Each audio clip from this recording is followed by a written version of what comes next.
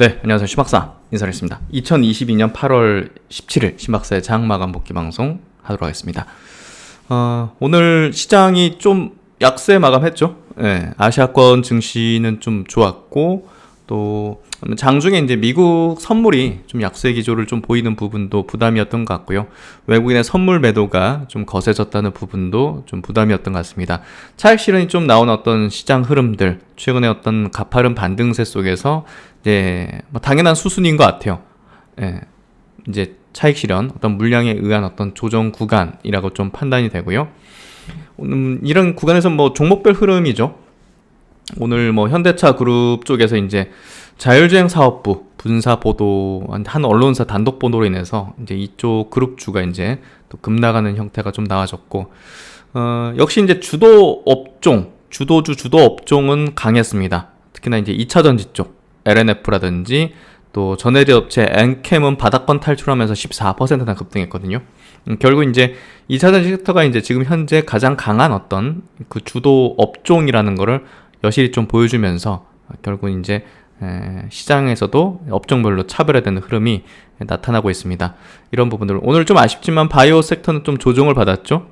변동성이 좀 큰 구간들, 바이오 섹터가 조정받은 이유에 대해서도 한번 이야기 드리는 시간 같이 가져보면서 정리해 보도록 하죠.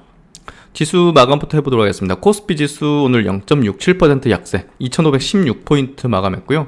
거래대금 7.1조 원, 크진 않았습니다. 상승 종목수보다 하락 종목수가 한 3배 가량 좀 많았던 이제 약세 기조의 흐름. 오늘 코스닥 지수도 이제 0.88% 약세 827포인트로 마감했고요. 거래대금 7.7조, 상승 종목수보다 하락 종목수가 약 3배 정도 많았던 역시나 코스피와 비슷한 어떤 약세 기조. 수급적인 부분은 크진 않았지만 선물 쪽에서 외국인이 5,500계약 정도를 이제 순매도했고요. 코스피 쪽에서 외국인은 500억 순매수, 코스닥 쪽에서는 190억 순매도. 기관은 코스피, 코스닥 각각 1,900억, 800억대 순매도했습니다. 그래서 이제 수급적으로는 큰 변동사항은 없었는데 이 업종별로 좀 차이가 있었던 것 같습니다. 그리고 이제 미국장은 어제 그냥 그 나스닥 보합 정도 마감이 됐고, S&P도 뭐 강보합 정도, 다우는 좀 올랐네요. 0.7%. 소매업체들 강세가 좀 이어지면서 다우가 조금 강세를 띄었고, 니케이 증시도 오늘 1.23% 강세로, 야 이거 굉장히 세네요. 홍콩, 대만도 플러스, 그리고 상해 증시도 플러스. 한국 증시만 이렇게 좀 빠졌습니다. 그래서 좀 이게 왜 빠졌을까 하는 부분들, 북한 미사일 때문에 그랬을까요? 어쨌든 뭐 제가 볼 때는 차익 실현의 어떤 부분으로 좀 작용됐던 것 같고요. 오늘 수급 쪽으로 보면 뭐 큰 특징점이 없네요. 그렇죠? 코스닥 쪽 넘어가서 IT 하드웨어 쪽으로 되려 이제 외국인들은 700억 정도를 순매수하면서 굉장히 다른 어떤 IT 부품 이런 쪽으로 이제 순매수를 했네요. 보니까 이제 LNF를 외국인이 876억을 순매수하면서 압도적인 어떤 수급을 보여줬네요. 기관도 165억을 LNF에서만 이제 순매수하면서 LNF의 주가를 오늘 밀어 올리는 그런 어떤 액션을 좀 취했네요. 이게 이제 수급 동향에 이렇게 고스란히 나타났다 보시면 될 것 같고, 전체 업종에 대한 부분, 코스피 지수가 여기 121선 부근에 도달해서 여기서 이제 뭐 치고 달리지 못한다는 걸 보여준 거죠. 결국은 어쨌든 이게 이런 거죠. 이 매물대들이 지금 앞서 이제 굉장히 크게 작용하고 있다는 겁니다. 매물대들이. 그래서 이 매물대들의 조정을 이제 물량들이 이렇게 출회되면서 어쨌든 여기 이제 뭐 이렇게 V자로 올라가는 흐름은 이 코로나 때 이제 특수한 상황에서만 벌어지지 거의 확률상 치고 달리는 흐름이 나타날 수 없습니다. 연속적으로 이평선을 다 돌파시키면서 올라가는 패턴은 뭐 정말 특수한 케이스 아니면 나오기 좀 어렵고요. 이게 일반적인 케이스입니다. 지금 벌어지고 있는 지수였던 흐름과 자연스럽게 이제 뭐 이격 조정하면서 또 조정받고 또 뭐 이런 식으로 하면서 뭐 어느 순간 이제 또 돌파하고 이제 이평선을 모으죠. 이평선을 모은다는 게 무슨 개념이냐면 앞서 이제 매물들이 나오기 때문에 올라가다가 이제 멈추죠. 어쨌든 새로 들어온 어떤 수급이나 이런 것들보다 이제 매물이 더 강하다는 걸 보여주는 거고, 꺾인다는 거는, 조정을 받는다는 거는, 이게 여러 번 반복하게 되면 이 물량들이 거의 소화되겠죠. 그러면 이제 더 이상 매물이 별로 없어요. 그러면 그때는 이제 이평선이 밀집이 돼 있고, 이제 이 가격대에서는 이제 전체적으로 매수한 사람들, 21선, 61선, 121선, 241선, 481선 다 밀집돼 있다는 거는 대부분의 투자되었던 본전 정도가 몰려 있다는 거죠. 그러면 이제 올라갈 때 자연스럽게 올라갈 수 있죠. 매물화된 것들이 많이 사라졌고 소화됐고, 결국은 이제 쥐고 있는 사람들이 이제 주로 이제 대다수가 되기 때문에, 거기서 이제 신규 매수 수급만 유입되거나 시장 환경만 개선된다면 이평선을 뚫고 추세를 강화시켜 나가고 상승 기조로 나가는 흐름이 될 거라는 거죠. 그 전에 이제 나타나고 있는 현상들, 자연스러운 현상들이고, 뭐 다시 시장 꺾이고 끝난다, 뭐 이런 건 말도 안 되고요. 지금 구간은 자연스럽게 이렇게 이평선 부근 앞선 매물대를 점진적으로 소화시켜가는 그런 과정 속에서 나타나는 조정의 형상이다, 이렇게 보면 될 것 같습니다. 코스닥도 마찬가지의 흐름이고요. 결국은 최근 가파르게 올라온 부분에 있어서 이제 또 단기적인 차익 실현 내지는 앞선 매물대에서 매물을 받아내면서 나타나는 조정권의 형상 부분입니다. 그래서 이게 꺾이지 않고 옆으로 횡보한다는 것은 굉장히 신규 수급도 강하다는 걸 보여주는 거거든요. 그래서 코스닥은 꺾이지 않고 옆으로 좀 횡보하는 부분이 굉장히 좀 의미심장하네요. 결국 이제 성장 업종, 2차전지라든지 바이오라든지 뭐 이제 신재생 에너지라든지 뭐 이런 어떤 업종들이 이제 코스닥에 많이 몰려 있다 보니까 그나마 이제 코스닥 지수가 크게 밀리진 않는 그런 어떤 모습으로, 강한 기조의 모습으로 지금 나타나고 있다. 그래서 최근에 이제 오늘의 어떤 조정권을 대해서 굉장히 또 불안 심리를 조장하거나 불안 심리를 일으키는 그런 어떤 이제 뭐 내용들은 저는 좀 무시할 필요가 있다. 자연스러운 조정이다, 이렇게 좀 해석하고요. 이 제약업종, 코스닥 제약업종 지수를 보더라도 이제 정별로 돌아서려고 하고 있는 거거든요. 이 정별로 돌아설 때는 아까 말씀드린 대로 앞선 매물대를 소화하는 과정들이 필요하기 때문에 이런 식으로 벌어지지는 못합니다. 코로나 때라는 특수한 상황 아니면. 이건 점진적으로 매물대 소화 위해서 이런 식으로 되는 거죠. 그러니까 어느 순간 소화가 다 되고 또 이제 확실한 곧 저점을 높이는 어떤 흐름들 속에서 신규 매수의 어떤 흐름도 굉장히 강하게 가져온다면, 거기에 뭐 어떤 바이오 업체, 제약 바이오 업체가 트리거를 일으키면서 빵 터트리면 같이 우르르 이렇게 움직이면서 강하게 이평선 지점들을 돌파해서 상향 추세로 나아가는 흐름이 되는 거죠. 그래서 이런 어떤 시장의 메커니즘, 또 업종과 종목의 어떤 메커니즘에 대해서 우리가 수급 구도, 차트의 어떤 궤적들을 이제 이해한다면 사실 기다릴 수 있고 또 이제 확신을 가질 수 있다는 거죠.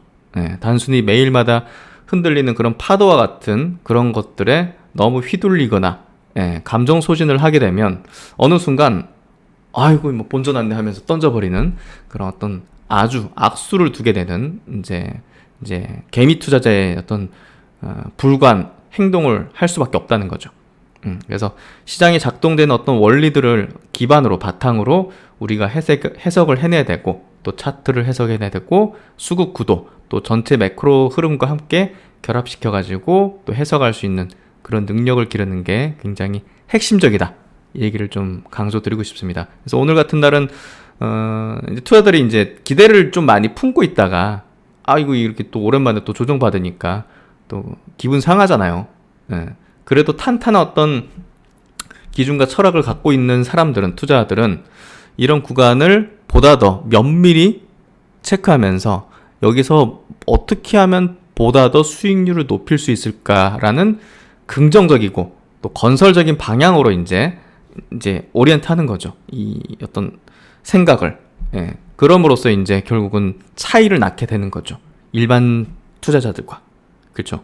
지금 구간에서 낙담하고 막 이거 또 불안 심리 가지고 막 이런 사람들은 안 되는 거고, 어떻게 좀 다른 종목으로 좀 압축할까? 야, 이제 정별로 딱 잡혀 있는 기업들, 업종 요쪽에서 뭔가 종목을 좀 압축시켜 볼까? 이런 것들. 예. 그런 액션들이 결국은 이제 차이를 나게 만드는 거죠. 시장이 돌아섰을 때. 결국은. 레인보우 로보틱스 같은 거 보셔요. 오늘 같은 날 플러스잖아요. 이 종목을 지금 뭐 추천한다 이런 개념이 아니라 이 종목은 지금 지수랑 다르게 이평선 밀집을 만들면서 정배열로 돌아서고 있잖아요. 저점을 높이면서. 뭔가 다르다는 거죠. 돈이 들어오고 있다는 거죠. 돈이 안 들어오고 이렇게 될 수가 없잖아요. 그리고 이제 상장 초기에 거래량 터진 지점에서 찌르면서 물량을 흡수하고 있잖아요. 여기서 흡수 못하고 이제 이 물량에 지게 되면 여기 이제 들어오는 수급이 50인데 여기서 매도하는 수급이 100이면 꺾이는 거죠. 예. 그러니까 그거 이제 잘 판단해야죠. 예. 그러니까 지금 벌어지고 있는 어떤 흐름들, 시장의 흐름 속에서 이제 업종과 종목과 테마의 움직임들을 면밀히 보면서 지금 구간에서 대부분은 그냥 견디고 그런 상황밖에 안 되겠지만 거기서 보다 더 능동적인 투자자는 보다 더 공격적인 태세를 할 수 있는 겁니다. 기준점이 있다면. 그래서 이제 로봇주 중에서 탑픽으로 꼽았던 이제 레인보우 로보틱스 또 SPG 같은 기업은 오늘 같은 날에도 시장 약세에도 불구하고 상승세로 이제 마감을 했다는 거는 그만큼 돈이 몰리고 있다는 거고, LNF 같은 종목이 역시나 정배열이잖아요, 다. 그렇죠? 정배열. 레인보우 로보틱스 정배열. SP 정배열. 이게 무슨 얘기냐? 매물의 압박이 별로 없다는 거예요. 또 신고가를 내버리면 어떻게 됩니까? 위로 매물이 전혀 없는 무주공산의 어떤 영역으로 가는 거죠. 이런 기업들이 결국 이제 탑픽권으로 이제 볼 수가 있는 그런 어떤 영역의 기업들이다. 그리고 셀트론 같은 기업 보십시오. 오늘 같은 날에도 플러스예요. 그리고 최근에 수급 동향을 보십시오. 기관 외국인들이 계속 사들이는 어떤 형태를 보이잖아요. 지금 같은 시장. 돈은 가장 빠릅니다. 돈은 가장 먼저 움직입니다. 그리고 강력한 힘이 어디로 집중되고 있는지를 보여줍니다. 에코프로비엠, 그렇죠? 나노 신소재 2.6% 신고가 영역으로 가고 있습니다. 결국 2차전지 섹터 안에서 결국은 우리가 이제 주력의 어떤 포트폴리오를 이제 만드는 게 지금은 굉장한 기회가 되고 있는 거고, 엔캠 같은 기업도 오늘 14%나 튀는 그런 어떤 기조의 흐름들. 오늘 포스코 케미칼은 2% 조정을 받았네요. 최근에 강한 어떤 기조의 상승세를 보이면서 오늘은 좀 조정. 코스모 신소재 신고가 영역에 있습니다. 이런 종목분들은 계속 주시할 필요가 있고 시장에서 압도적인 어떤 추세를 형성할 가능성이 높은 거죠. 대주전자 재료도 역시나 밑에서 세게 올라오고 있죠. 첨보 같은 기업도 최근에 기관의 어떤 수급이라든지 이런 부분들이 지속적으로 들어오는 어떤 형태로 나타나고 있고요. 동아기업 역시 밑에서 세게 이제 기관들의 수급이 잇따르면서 올라오는 형태가 나타나고 있는 거죠. 한솔케미칼도 최근에 밑에서 세게 빵 올라왔죠. 이건 기관들이 좀 파네요. 외국인들이 좀 사고 반대되는 어떤 수급을 가지고 있고, 에코프로 같은 경우도 폐배터리 어떤 부각이 좀 되는 흐름이 전개되고 있죠. 역시나 이제 여기는 기관은 좀 팔았고 외국인들의 어떤 수급이 이끌고 있는 형태가 좀 되고 있네요. LG에너지솔루션은 한 3일 정도는 음봉 조정을 좀 받은 것 같아요. 조정이죠. 조정의 구간을 거치고 있을 뿐입니다. 그래서 그런 부분들, 삼성 SDI도 최근에 가파르게 좀 올라오는 모습들 나타나고 있고, 또 이제 2차전지 소재 업체로서의 어떤 부각이 되고 있는 LG화학도 세게 올라오고 있고, SK이노베이션도 역시나 상당히 강한 어떤 기조의 흐름으로 올라오는 모습입니다. 결국 이제 주도 업종 쪽에 이제 집중하는 주도 테마, 주도 종목들에 집중하는 게 굉장히 중요하다는 거. 알테오젠 최근에 좀 조정받긴 했지만 가파르게 정별로 돌아서는 형태. ABL 바이오 뭐 사실 크게 조정받은 건 아닙니다. 레고캠 바이오 3% 조정 좀 받았군요. 그래서 이런 기업들, 오늘 현대 오토웨버가 이제 좀 조정을 세게 받았는데, 현대차 그룹주들이 오늘 종목 얘기를 바로 들어가면 되겠죠. 시총 상위 종목들 중에서 지금 보시면 현대차가 3.8% 약세, 기아가 4% 약세를 받았고, 그리고 이제 현대글로비스는 덜 빠졌죠. 이런 거 보면 조금 애매합니다. 예. 분사 내용이 나온 기업들은 빠지고 경영권 승계에 이제 상당히 유리한 게 현대글로비스인데, 현대글로비스 주가가 올라가는 게 유리하죠. 이제 최대 주주 오너의 지분이 많으니까. 그래서 이런 기업들은 잘 안 빠지는 것 같고, 현대모비스는 덜 빠졌네요. 그래서 분사를 진행한다는 현대차 이쪽이 이제 기아차와 함께 오늘 낙폭을 좀 많이 보였고, 또 소프트웨어를 담당하고 있는 그 현대오토웨버까지 5% 넘는 급락을 했는데요. 저는 이게 기회라고 봅니다. 예, 이거 단독 보도 한 그 기자가 이제 냈는데요. 그 지금 기사는 삭제된 상태고요. 체크드리죠.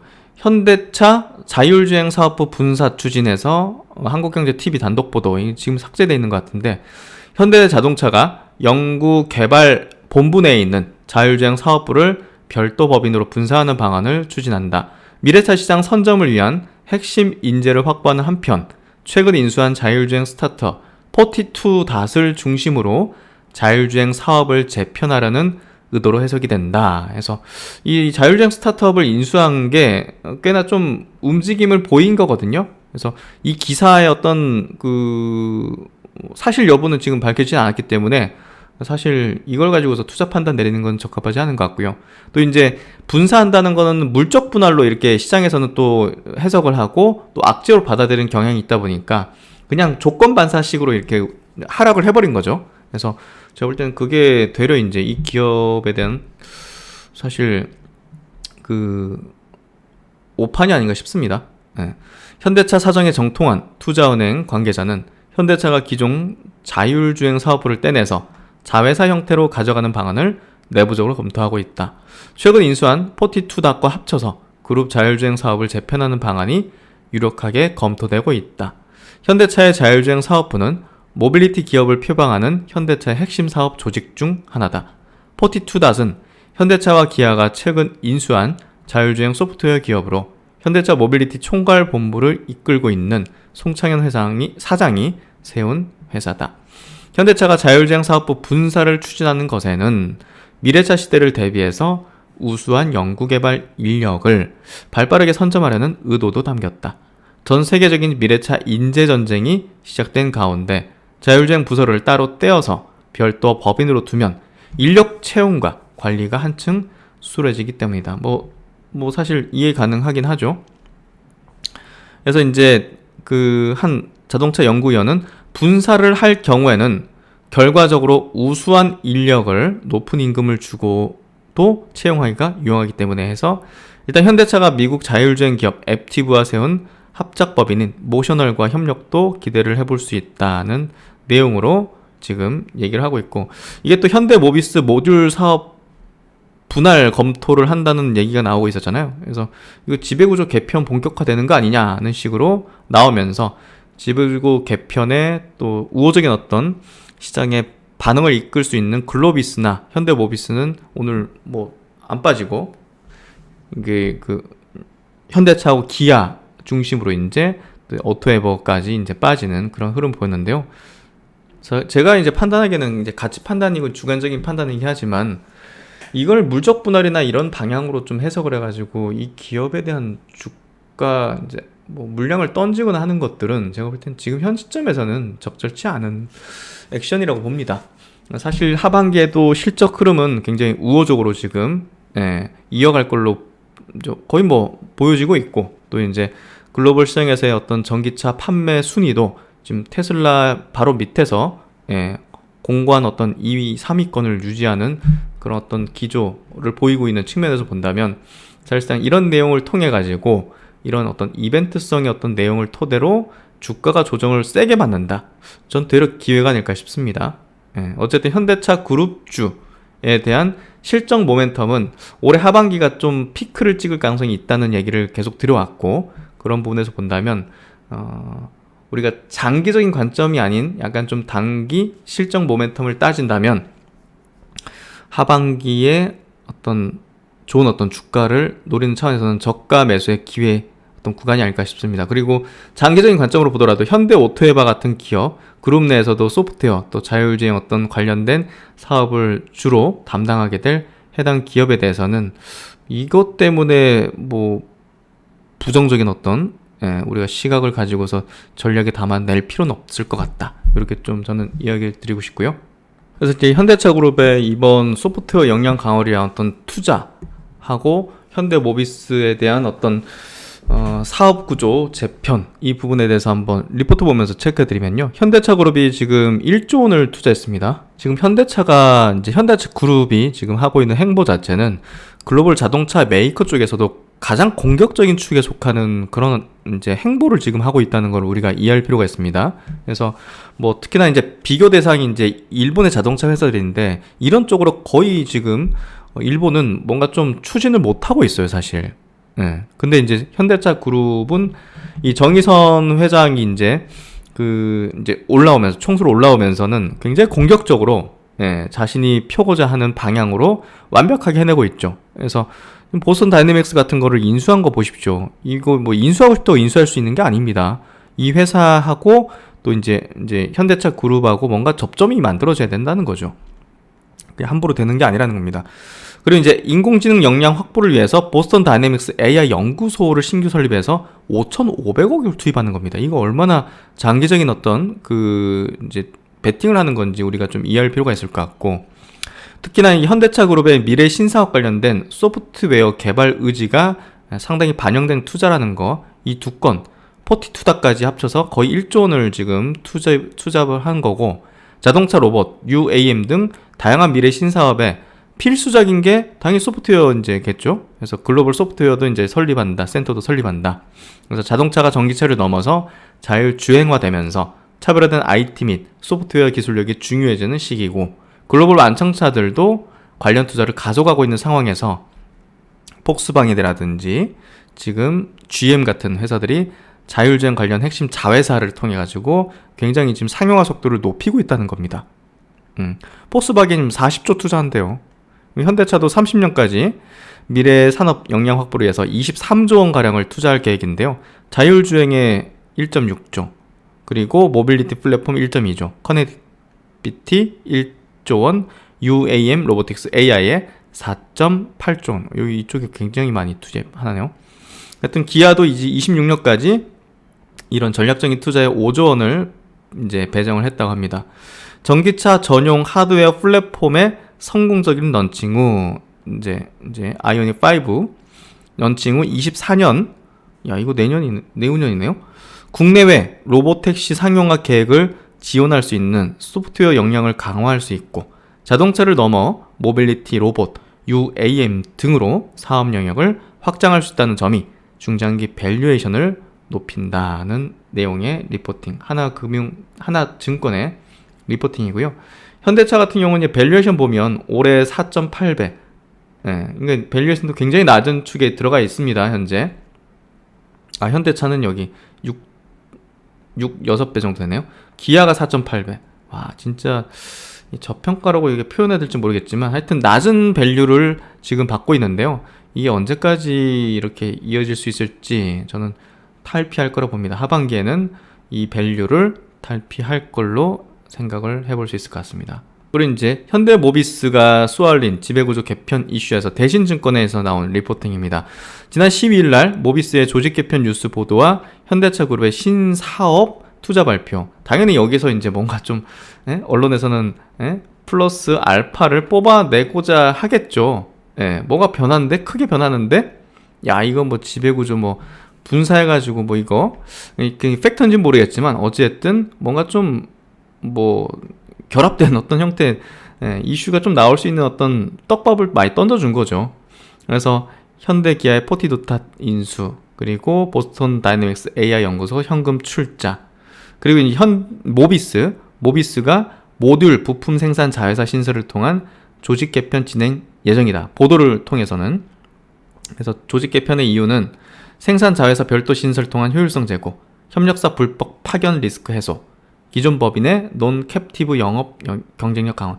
그룹사 물량이 아니라 다른 쪽으로도 영업 경쟁력을 강화할 필요가 있다는 게 조직 개편의 이제 이유라다 보시면 될 것 같고, 어쨌든 과거에 이제 조직 개편에서 이제 실패한 이제 이제 이력이 있잖아요. 합병 무산이 됐던. 예. 그래서 결국은 지배구조의 핵심 윗단은 모비스입니다. 현대모비스. 그래서 이 얘기 나올 때마다 이제 현대모비스에 대한 이제 주가는 좀 좋은 편이죠.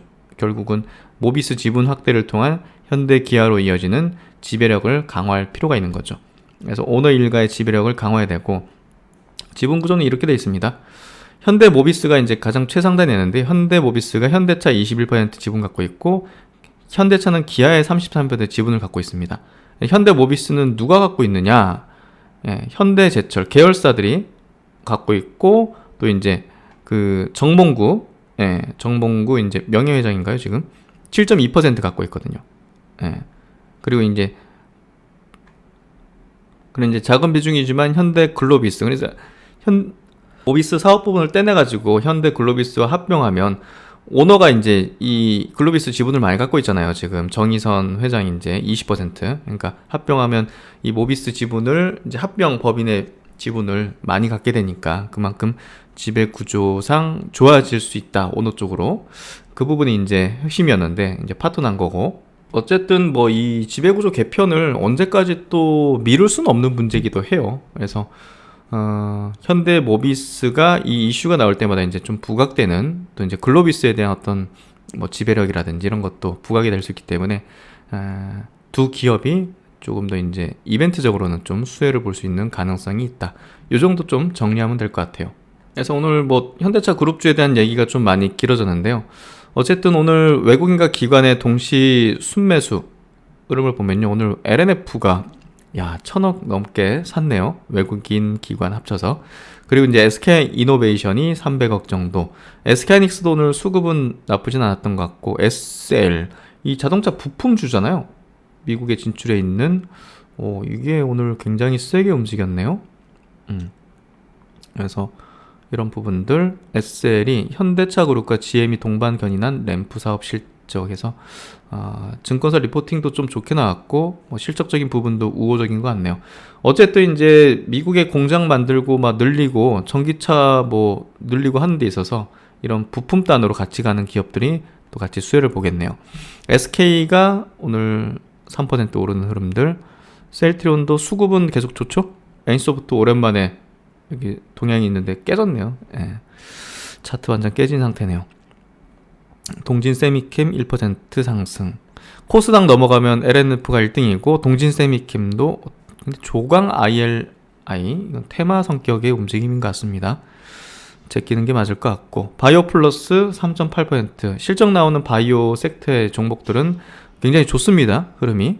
네, 나쁘지 않은 흐름들 계속 이어가고 있고, 루트로닉도 이제 오늘 1.4% 수급 좋은 어떤 모습들, 흐름들 보여준 것 같고, SP 이제 로봇 관련주, 로보티즈 이런 것들도 오늘 6% 강세 보이면서 로봇주들이 시장에서 지금 주도력을 보이고 있다는 걸 확인시켜 준 것 같습니다. 그래서 오늘 장 이렇게 좀 마무리 지었는데요. 오늘 드리고 싶은 가장 핵심적인 내용은요, 오늘 시장 조정에 대해서 제가 드렸던 시각, 그리고 그 기술적인 어떤 흐름들에 대한 어떤 해석, 분석, 그리고 시장의 어떤 작동 원리상으로 이제 기반으로 해석하는 어떤 그런 내용들, 그 부분을 좀 잘 한번 기억해 보시면 좋을 것 같고, 한번 생각해 보시면 좋을 것 같습니다. 어쨌든 항상 시장은 이렇게 왔다 갔다 하고, 참 기준 없이 투자를 하게 되면 매사 흔들리는 게 뭐 사람 마음이자 이제 심리인 것 같아요. 그런 것들을 보다도 단단하고 또 중심에 두면서 흔들리지 않기 위해서 우리가 열심히 학습하고 또 시장을 분석하고 그 안에서 또 어떤 원리나 또 이제 메커니즘을 발견하려고 하고 하는 거 아니겠습니까? 그런 것들을 함께 한번 같이 생각해보는 시간들 계속 이어나가도록 하겠습니다. 오늘도 도움되는 내용 되셨길 바라고요. 신박사 또 다음 시간에 뵙도록 하겠습니다. 편안한 저녁 시간 되시고요. 다음 시간에 또 뵙도록 하겠습니다. 감사합니다.